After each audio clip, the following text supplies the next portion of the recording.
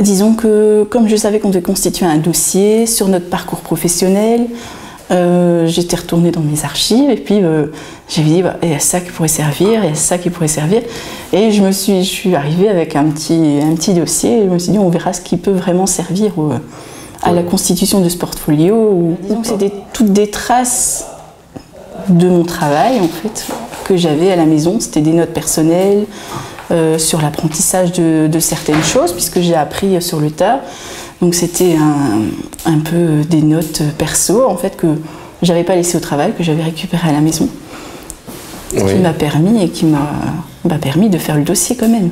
Oui. Ouais. Sans ça, ça aurait été plus compliqué. Avec déjà la lettre de recommandation de mon ancien employeur, qui expliquait un peu tout ce que j'avais fait en détail.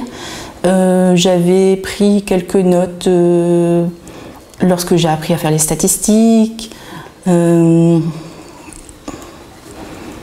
Qu'est-ce que j'avais encore? En tant qu'assistante de production, un peu les SAP que j'avais appris. Enfin, il y avait plein de petites notes comme ça, quoi. Il y avait pas... Je suis pas arrivée non plus avec un gros truc, mais j'avais pris quelques données que j'avais à la maison et je me suis dit ça peut peut-être servir. Même des fois pour demander si ça pouvait servir ou pas, parce que on était un peu dans l'inconnu. Voilà. Je me suis dit, bon, à quoi ça correspond? Oui, ça correspond à la compétence 1, à la sous, oui, ok. Et en fait, on nous avait dit, il faut voir qu'on ait quelques sous-rubriques des compétences, mais ça ne doit pas coller sur toutes les sous-rubriques. Donc on nous dit, oui, ça colle à ça, c'est bon, allez hop, suivante. Et voilà. Limite, un petit conseil, c'est quand on quitte un travail, c'est récupérer quelques petites preuves.